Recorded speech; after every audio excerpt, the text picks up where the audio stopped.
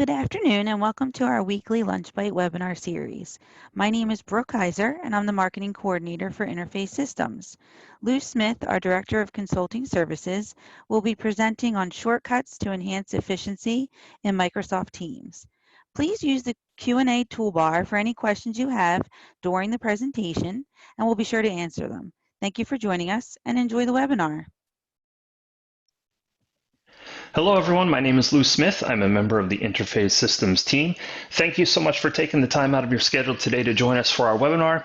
Today we'll be covering shortcuts that can help you enhance efficiency while using Microsoft Teams. So these are a lot of tips and tricks that you can use as you generate content on a daily basis, whether it's just creating a basic message to someone, organizing data within, etc. There are a lot of different tips and tricks to Microsoft Teams, and I'm trying to pack as many as we can in our short 15-minute time today. So with that said, I don't want to waste any time in PowerPoint here, so let's hop right on over to our test Office 365 tenant. I am a user, or test user, named Megan Bowen, logged in here to my Teams interface. One quick thing out of the gate that I like to call out, and it's a basic one, but it's something that a lot of people just don't even realize they can do. Now, as Megan, I only have 3 teams available to me: my X1050 launch team, my Contoso team, which is for the whole company, and my business development team. But if you are a member of a lot of teams, you might want to organize things in a certain fashion. It is very simple to do so. All you have to do is grab your team and drag and drop. If you want to move one to the top, move the other up, maybe you want to move this one down to the bottom, doesn't matter.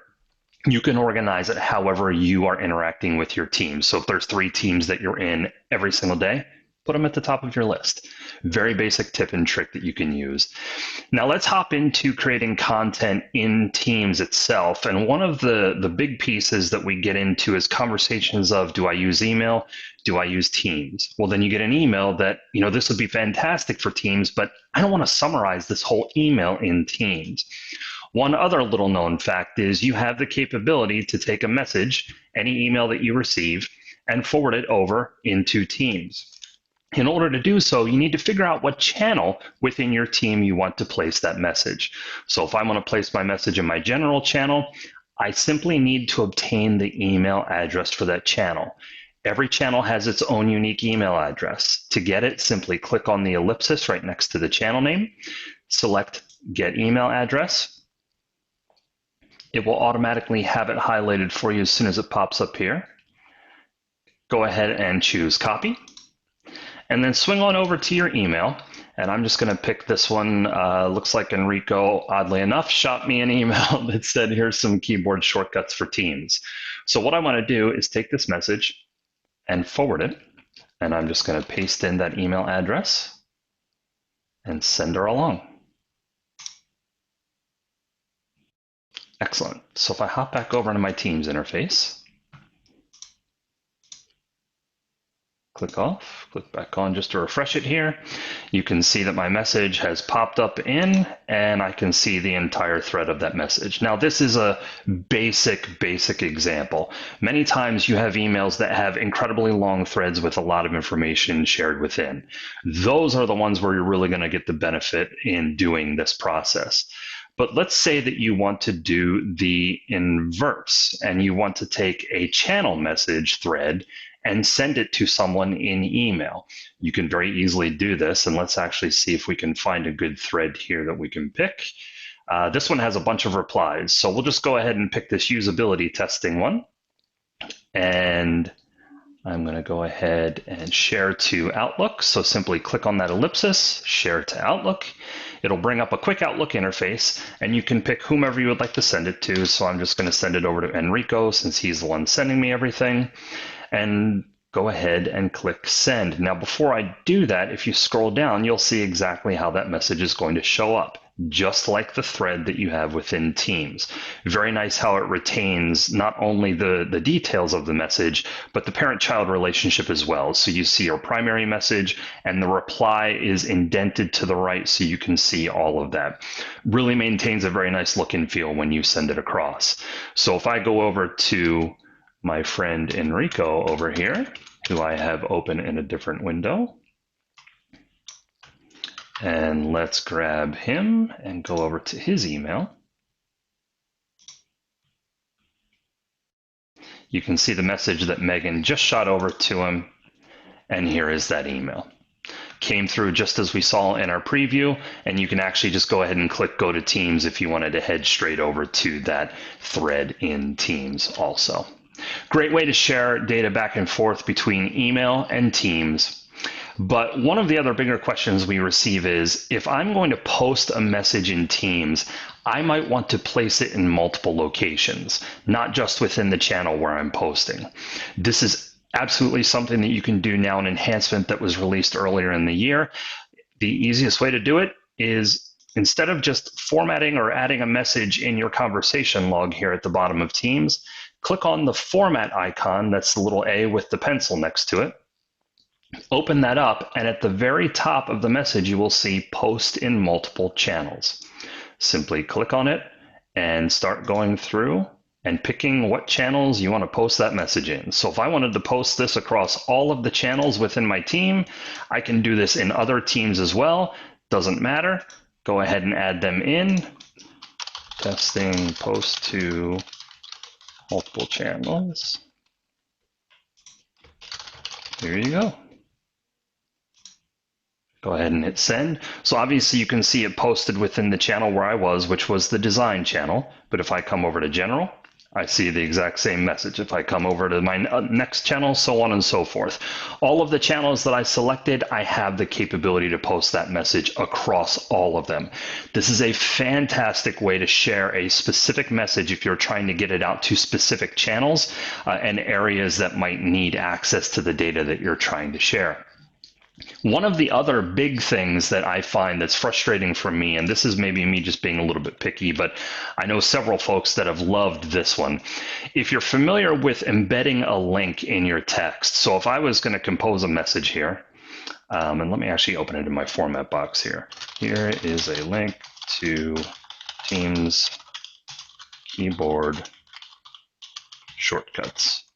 And I can paste that link in there, and it's a really long link, right? So if I share this with the channel, you see the long link, and it does the nice preview, which Teams has always done, of what the actual site is, and you can click here. But if you're like me, I don't like to show that whole thing here. So let me click on Edit, and I'm just going to cut that out. And in order to embed the link in your preview here, you can simply hit Control-K, just as you can in any Office application, paste your link in, hit insert. So it gives you a little bit more of a clean message. You don't have that long URL showing that looks kind of ugly. You still get your preview, which is great. Now that's with the keyboard shortcut. You can also do it via the embed link feature here, or the insert link feature. So you can select the text that you want. I'm just picking anything, click insert link. It brings up the exact same window that we used from Control-K. So just to remember, Control plus K enables you to do that. Now, one of my favorite pieces is the @ mention. So if I'm going to mention something in Teams, I have, I have the capability to mention a person. So if I'm putting a message in here, I can start typing @Enrico, it'll automatically pop up. I can type in, any letter I have. Maybe I wanted to @mention Diego. @mentions are great ways to call out specific communications that you want someone to pay attention to right away. It puts it in their activity thread in the top left-hand corner of Teams. It also can send an email depending upon their notification preferences. Two things, though, that people don't typically know about. While you can @mention a person, you can also @mention, if I can type here, a team. So I can @mention the entire team. They will all get the same notification in their activity. They'll all get the same notification in email if their preferences are set up to do so. A great way to call out a message to the entire team. But what if you have a team of, say, 20, 30, 40, 100 people, whatever it might be, and there's a subset of that team maybe that's focusing on a specific channel? So maybe you have a design team that's just focusing on design and you want to get a message out to them. The best enhancement, in my opinion, is the tag. So in your team, and by the way, you have to be one of the owners of the team. You have to be in that role like Megan is right now. If you wanted to promote someone, simply just come in as the owner and change their membership level to owner. They can create tags to do mentions like this. So just one precautionary step there. Make sure you have that prerequisite in place. But if I come in and click on manage tags, just clicking on the ellipsis next to my team, I can come in and create a tag. Now my team doesn't have any tags, but I'm just going to go ahead and create one that's called design as an example. I'm going to go ahead and pick on a couple of my favorite test users, go ahead and add them and hit create. Now I've created a tag called design. So if I come back over into any channel that I have within that team and start typing a message, hey, at design, you will see, I've got a little bubble here popping up here, I apologize. At design show up, and I can mention the channel and I can mention the tag. Pretty nice way that you can do that. So if I had a subset of people that, let's say it was 5 team members that I wanted to have a specific tag for, I can come in and create another one that's called test tag, just as an example, add those folks in there, hit create, come back into my message. Now start typing test, mention that tag. That message will be alerted or sent out to those specific people in your group. Great ways to slice and dice the way that you manage your teams, communications, how you're alerting people and letting them know of certain messages. I hope you found this webinar helpful. If you ever have any questions, please don't ever hesitate to reach out. My contact information is listed right here on the screen for you. If you're interested in future webinars, I also urge you to check out our website at interfacesystems.com/webinars. Thank you again, Lou, and thank you again for our audience for joining us today.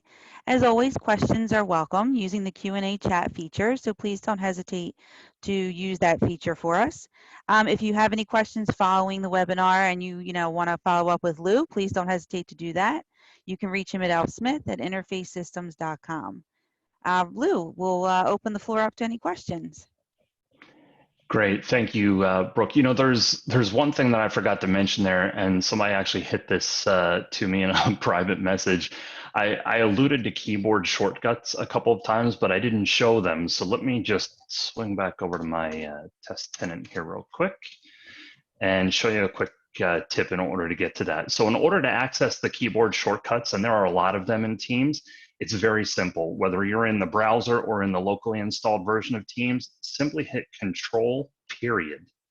And it brings up this keyboard shortcuts menu, and it walks you through everything from general to navigation and messaging, so on and so forth, all the way down.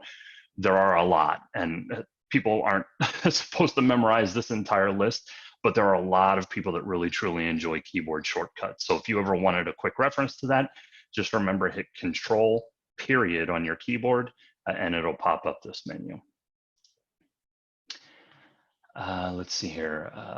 Rather than searching later, if there's a message I want to refer to frequently, is there a way that I can set it aside easily? Oh, that's actually a really good question. Okay, so if you're reading a message, and I'm just going to pick on this one here since it's in front of us, and I want to be able to go back to this quickly in the future without doing a full-blown search within Teams, simply click on the ellipsis off to the side of that message and click Save this message. When you do that, not only does it save it, but as you start to save multiples, actually, let me save a few here just to show you. Save this one as well. To access your saved messages in the future, simply just click on your photo. You may not have a photo in your profile that might be your actual initials. Just go ahead and click here and go to the saved section. This will give you a list of all of the messages that you have saved on the left-hand side. And as you click through them, it'll just show you what that message is and take you straight to it. So another really good way to keep information organized if you're trying to get back to something that you had read previously. One other one that hit me, Brooke, and that is, oh yeah, so can only Teams owners create tags and can everyone use them? So I mentioned the tag mention here. Any person can mention a tag, but only the team owners can actually create the tags themselves. So just as a quick reminder on that one, let's swing back over here, go to manage team, and then pick anyone in your list. If you want them to become an owner, simply just promote them to that owner status. You see Nestor's name popped up here at the top now. So Nestor and Megan in this team can create those tags, those custom tags, but no one else can at the moment, although they can mention those tags at any point in time. Great questions. I think that's all that I have at the moment that's come through. Okay, great. Well, thank you again, everyone, for your time, and we look forward to seeing you at our webinar next week after Memorial Day. Have a great day, everybody. Thank you.